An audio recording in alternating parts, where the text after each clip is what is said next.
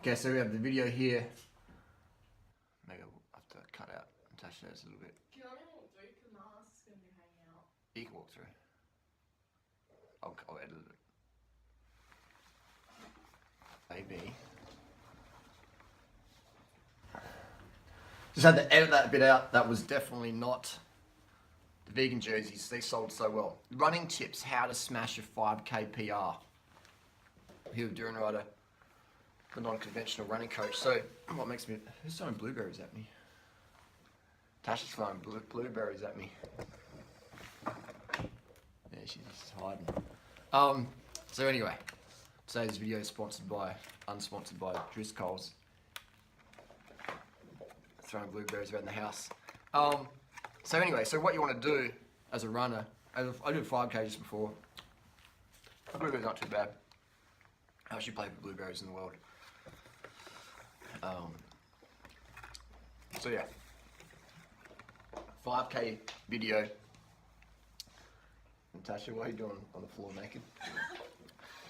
We are. Anyway, all right. Let's get to the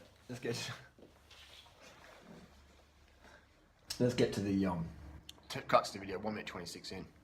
We have been distracted here. It's in a good way. Running tips. I would recommend get yourself a little watch, so you can pace yourself well. Have your goal time. Let's say you want to do a 5K in 20 minutes, then you want to be doing 4-minute Ks. Things just over here. Do it. We'll see. Halves. And you want to do 4-minute Ks for that 5K in 20 minutes. Today I went out there and just went for it. I didn't really do a pace at all. Every time I do a park run, I go as hard as I can. Sometimes I pace it well and go a bit faster. Sometimes I don't pace it well and just blow up and run heaps of lactate. So why it's important to pace is you want to have less lactate in the blood as possible. Still you want to go as fast as possible. What does lactate do? Why is lactate bad for a runner or a cyclist or a swimmer?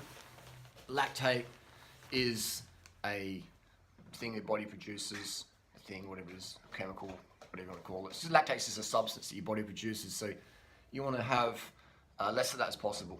And why lactate's an issue is scientists say that it comes with a lot of hydrogen ions. So that's when you've just done that with a sprint and you try and hold that for another K or 5K or marathon, that's the hydrogen ions shutting down your muscles so they can't really contract and be as efficient as they can. So you want to have as less lactate as possible by going out even pace. So let's say you're going to run that 20-minute 5K, then you do 4-minute Ks each K. Assuming it's a flat course. So if you go out and do your first K in 3 minutes 30, then you're producing a lot more lactate than you have to, and you probably have more hydrogen ions in your blood, and that will slow down your performance later in the run. So going out 4-minute Ks, first K, 4-minute K. So every K have a little beeper. Look at it, boom, 1K, all right, 4 minutes. Second K, 4 minute, 4 minute, 4 minute. So that's what you're gonna do. That's free speed. That's no increase in fitness or training. It's just a different strategy to even splits for the run. If you're doing a marathon, then you want to do a negative split. Your last half wants to be faster than your first half. Just like all the world record holders do. Just like anyone does, like I've done. I'm not a world record holder, I'm a Durianrider Strava record holder. I'm my own PRs, so if you want to set a world record in your own PR, then negative split for the marathon. And for the 5K, negative split's not a bad idea either. I mean, just you pace it pretty smart.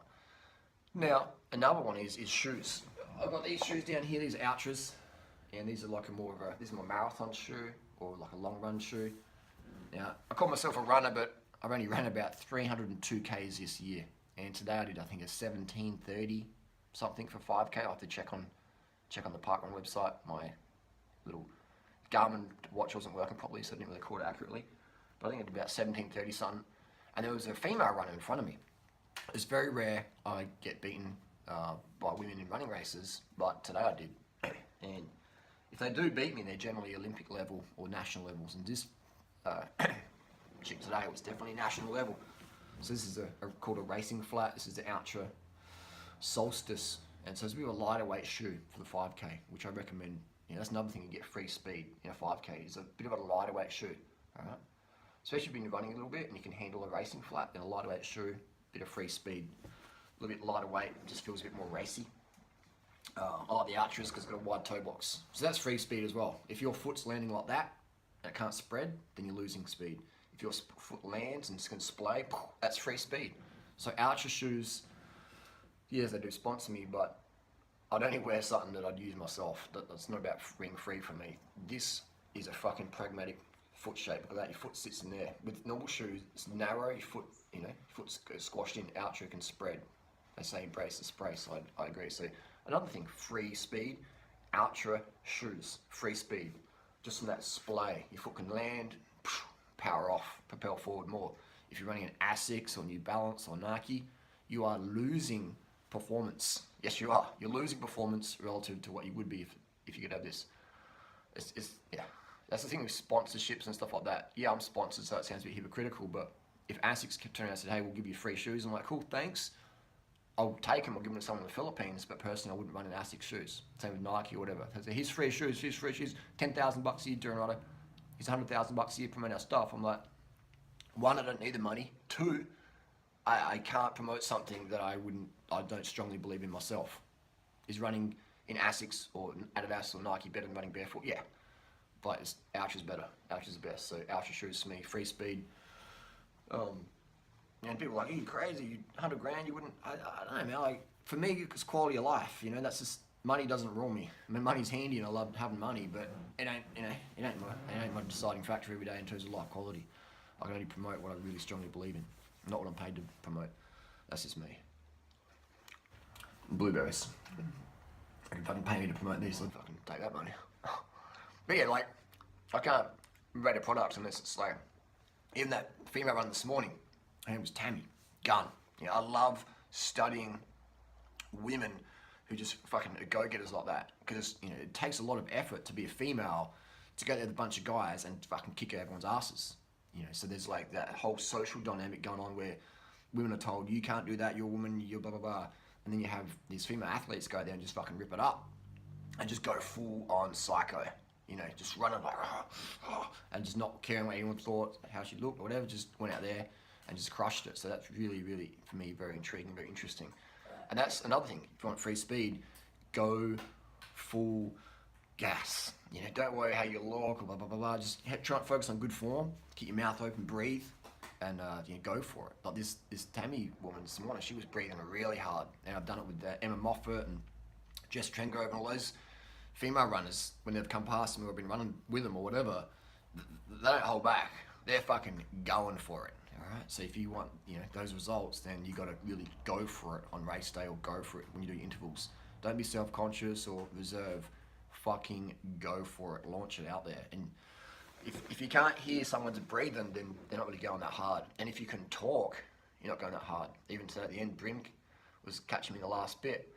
He's quite a more faster runner than I am, and he caught me last bit and he's having a conversation. He's like, hey, I haven't seen you around for a bit, Harley. And I'm just like, man, I can't fucking talk. I'm just like, And and he, after he got it, Harley was about to have a fucking asthma attack if he had a sentence. So that's what you want to do. You want to not talk in a race ever. That's free speed. You want to have the good shoes, things like that. So all these little things are free speed, but the mental one, that is like the big one, and that's all about being relaxed. Not being self-conscious, just fucking going for it, just fucking sending it. So every time I do a park run, that's my Saturday morning send-off. If I'm running 16:35 PR, or if I'm running, last week I think at 18:48, and today like at 17:30, so already a minute 10 off, just from going out there and sending it off. And I haven't ran this week. I've ran 5K every Saturday the last few weeks. I haven't ran in between that though. So it's interesting that my times can drop down just from more and more emotional more and more emotional focus of just getting it done. And I feel good now. I always feel good after a park run. Just like a big release. Big release. So these are ADD productions I make. It's like cycling jerseys. I remember cycling jerseys have a really heavy mesh on the front, which is good in winter, but summer it sucked. But now we have lightweight mesh on the front. This is like a $40 jersey I'm getting done in Thailand. And on the sides, like a bit of sun protection, so avoid the sunburn. On the back, there's a bit of a heavier duty mesh, things like that. Bit of visibility as well, the yellow there and the reds, so you can be a bit more safe on the road. If you want those, go to Durianriders.com. If you want more of these tips, go to my website, Durianriders.com. I've got 2 books out there. One called Carb the Fuck Up, one's called Durianriders Body Bible. And all about giving people free speed tips. And so yeah, don't be afraid to go out there and really push it. Have good footwear, pace yourself. Morning of a 5K, just have a cup of water and a piece of fruit. That's what I had this morning. I had a cup of water and an orange. That's it. And go out there and do it, and then come back and have more fruit and have my 1,000, 2,000 calorie breakfast this morning, which would probably be orange juices and water and some sugar. Last night for dinner I had rice and vegetables, a lot of rice, maybe 1,500 calories worth of rice, and after that I had some vegan ice cream, low fat. So always get your carbs up. Always get your carbs up. And otherwise, how are you going to perform if you don't have enough muscle glycogen in your legs and your body and your arms and your head? Like how are you going to perform? Perform for your run, or perform for your boss or your employees or your family, your husband, wife, or your boyfriend, girlfriend, whatever. How are you going to perform if you're under carbs? All right? So always carb up, give your best out there. Don't beat yourself up if you don't get a PR or whatever. Just push it. Some days you'll PR, some days you won't. Whatever. Some days you'll never PR because maybe it took 20 years, 30 years ago, whatever. But age 41 now, I'm running faster than I was when 18. Just from the mental focus and the diet, nutrition, and the free speed things like pacing, outer footwear, things like that. And also running a singlet today, just a singlet. And I have got some super lightweight shorts that I got from the thrift store for maybe 50 cents. So super lightweight, they're like 50-gram shorts, super lightweight shorts. They're just mid-thigh. So less clothing is also free speed. Less clothing is also free speed. So all these little things, people out there lose time. They put 50, 100 Ks a week in running, which is fantastic if you want to do that. I've never done that in my life, but if you're doing that, then why not go for the free speed? Why not chase that free speed? Outer footwear, pacing yourself every K. You don't eat too much before the run. Have a cup of water, a piece of fruit. That's all you need before a 5K in the morning. That's all you need. And carb up more. Try out a vegan lifestyle. Just cut out animal products in 30 days. Switch from dairy to soy milk or rice milk or almond milk. Just try it out for 30 days. Try it out. Try cutting out oil out of your diet for 30 days. Try some little things. Just change stuff up. And don't put too much pressure on yourself. A lot of people put this massive amount of pressure on themselves. I'm going to do this. And it's like, just relax and just do it. Like when you cut out things out of your diet, it's not about restricting. It's about, okay, I don't eat meat anymore. I don't eat dairy anymore. I have soy milk now, okay? Big deal. It's a big deal for the environment. It's a big deal for the planet. It's a big deal for your health. Big deal for your waistline. But let's not make it an emotional big deal. Okay, just doing that. Easy. And then that way, it's a lot easier to have less emotional investment in something. It becomes a lot easier to do. Like, I'll wake up in the morning, I'll go to a park run today. I don't go, oh my God, park run. Like, what if such and such beats me? What if I don't do a PR? Like, people. Nah. I don't know these questions. I'll go out there and start. Okay, such and such is there. It's good. It's going to be a good test today. Got some good runners to push myself against. This is really good. It's raining, it's wet, it's dry, whatever. Just don't make it in your head bigger than it really is. It's just a fucking run. It's just a 5K. Right? It's just a marathon, whatever it is. Just go out there, have fun, give your best. Aim for that free speed, and then just let us know how it goes. I can guarantee you, you're going to be running fucking PRs. Oh, unless you maybe you're some EPO athlete 20 years ago and you never PR because you're not an EPO anymore. But let's say, you'll be running PRs relative to your current potential right now. If you could do a 21-minute 5K now, you could probably go sub 20 with these tips. Sub 20 these. Listen, maybe next week or maybe in a couple of weeks. If you're running 32-minute for 10K, you could probably go down to 31 or 30-minute for 10K just on these tips. If you're doing these tips and you're on those times, then there's not much improvement there. Maybe that'll come with more training or more time and stuff like that. Or maybe EPO for some people out there, if your life depends on it as a runner. But I don't recommend that down the path. But what can we do? No, B12 shots while we're talking about EPO. What about B12? Vitamin B12, get the hemoglobin up.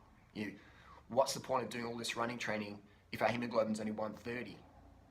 Get on the B12 and then your hemoglobin's most likely going to go up. It's better for your health. Oh, I eat meat. Meat doesn't guarantee you B12. If meat guaranteed B12 serum level normal amounts, sufficiency, then I would never have met a meat-eating athlete who's taking B12 shots. Most elite runners take B12 shots, if not all. Anyone who's doping definitely is taking B12 injections. Now B12 is just a vitamin, it's just a B vitamin. It's not drugs and it's not that. Might be treated as drugs in some people's eyes or some doctors or whatever, but this is a fucking vitamin. It's just a vitamin. So taking a vitamin that costs pennies or a couple of bucks can increase your performance, as much as EPO in some people. Then, if you're 130 hemoglobin, take EPO, probably go up to 150, 160. I've seen people, even myself included, do B12 and go up to 150, 160, 170, just in B12 shots alone. So let's go with these avenues first before we go into that pharmaceutical realm of hormones and all that stuff. That's a whole nother video. But I'm all about, same with people who are taking all these performance enhancing drugs when they go out and party, drink alcohol and shit. It's like, what's the point, man? What's the point of doping and then go out and partying and drinking alcohol and negating the effects of drugs, positive drugs? What's the point? What's the point of doing all the training and smashing out that first K in a marathon or 5K super fast? If your goal is to PR. If your goal is to get a killer workout, then for sure, go run a 2:30 first K. But if your goal is to PR, then even splits. Anyway, that's a little 16-minute rant. Free speed. Had 3 top tips for your best ever 5K. There's probably a few more in there, isn't there? But yeah, I wish I knew these tips back in the day. I wish I was in high school and the teachers tell me, hey Harley, come here mate, this is what you should do. I would have been open to that. Never be closed-minded. Always have your eyes open for something better. And this is the best you're going to get. Trust me on that.